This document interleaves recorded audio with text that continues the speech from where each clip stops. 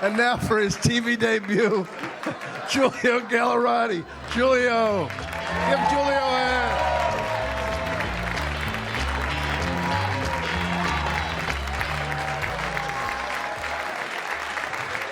Hello. Thank you. This is great, man. I was hanging out with my grandmother the other day, and she's funny because she's not racist, she's just old. You guys know about that? It is a thing. Like, she'll just say stuff that sounds incredibly racist, and people will just be like, oh, she just can't see well. But it's true, like, she can't. So it's funny, she'll say stuff, and I'm always not sure as to why it sounds racist, but it always does. For example, one time I'm sitting at home watching TV. She comes and peers over my shoulder. She's like, Julia, are you watching rap videos? She's like, you kids and your rap videos. And I'm like, that's the president.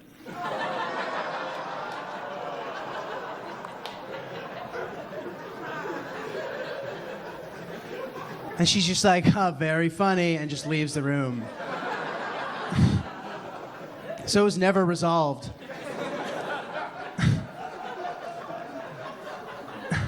So I was like, all right, maybe she just couldn't see it, or like maybe she forgot Obama was the president. But she definitely remembered that encounter because since then, every time I've introduced her to a black person, she's like, oh, let me guess, this is the president too?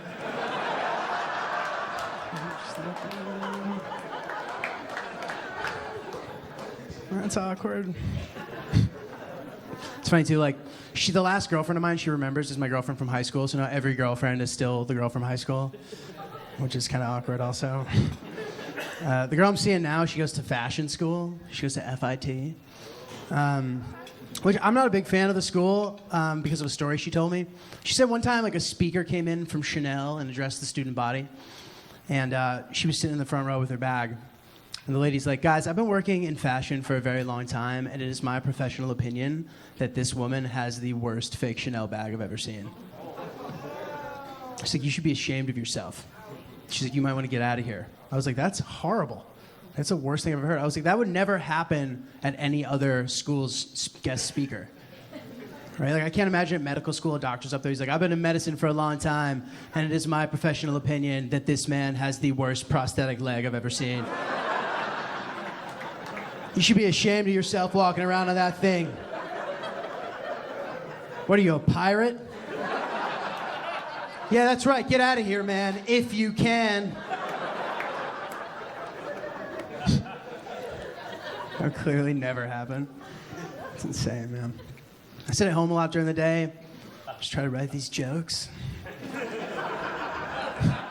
You know? So I leave the news on in the background, and like lately the news is just really stressing me out because I don't know if you ever watch CNN, but they only show like commentators, like they don't really cut to like the field that often. So it's just like Wolf Blitzer, like from this close, yelling stressful things about like a death count of children. And I'm like, this is awful. Like, I need a new news channel that delivers it in a more like relaxing fashion. I think the BBC has accomplished that. It's the same news, but they do it with a cadence where like anything is perfectly fine. Like the same story that used to stress me out, they come on, they're like, the bus heading for Jakarta carrying 125 children was found, but none survived.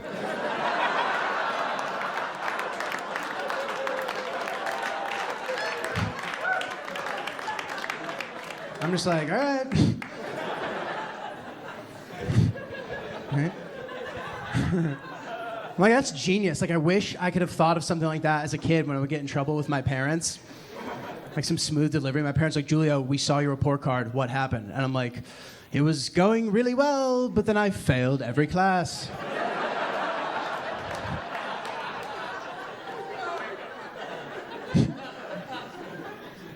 God, man. I just had to buy a car. That was a pain. It's funny, like I live in New York, so like I don't really drive. So now having to drive again, like I've just realized things that I used to hate about driving. One of them is like when I'm trapped in the car with people who like think they know the words to every song. It's terrible, especially because like they don't know the words, so it's like them just making noise over popular hits from the past 20 years. Like, Like there's the songs that'll set them off are like Seal, Kiss from a Rose. If you guys remember that song. The song comes on, the guy he can't even help it, he just kind of looks over, he's like, ba-da-da-da.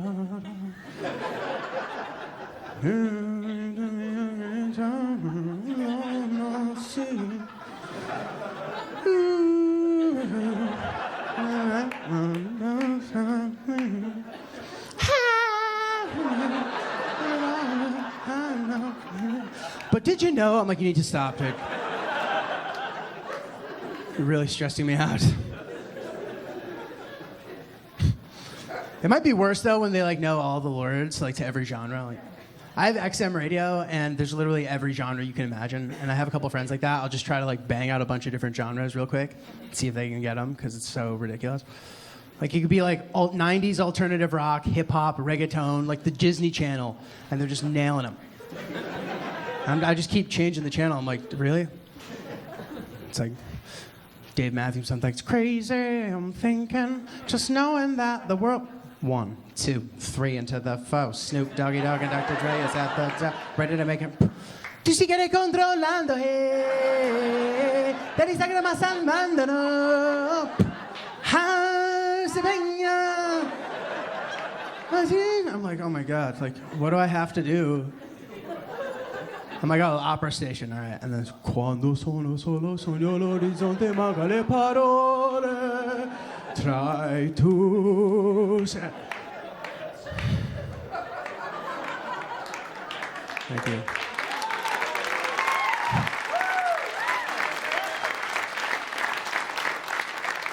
If you guys didn't realize this already, like that person is me.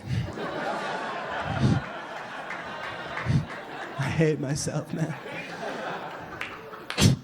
So embarrassing. Yeah, so I had to buy a car. It's annoying at this point in life. Like, I've now realized how important money is. And like I didn't when I was a kid. And I know that very specifically through like dumb things. Like this game I play with my friends. The game where you're like, hey man, like how much would it cost for you to do this? Like, it's always something stupid that no one would ever pay you to do. It's the typical one. You'll see some like creepy guy across the street. They'll be like, hey man, like would you blow that dude for $1 million? And when I was 15, I was like, no, it's disgusting. But like, as I've gotten older, I've become much more reasonable.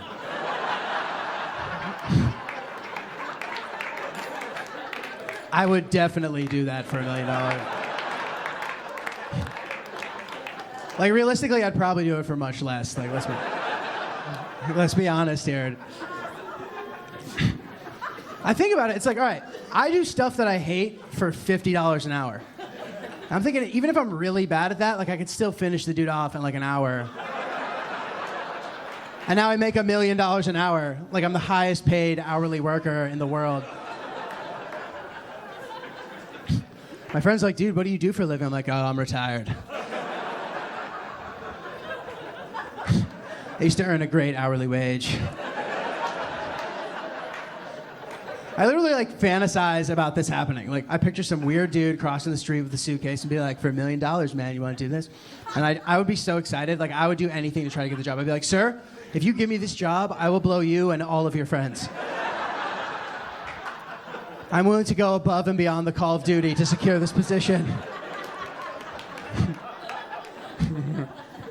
It's stupid too because nobody would ever pay somebody $1 million to do that. And my friends talk about it like it's really serious. They're like, well, does my girlfriend have to know?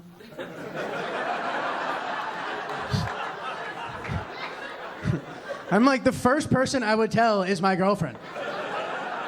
I'd go home and I'd be like, babe, the greatest thing ever just happened. She would just start crying tears of joy. And she'd be like, I finally get so many authentic Chanel handbags.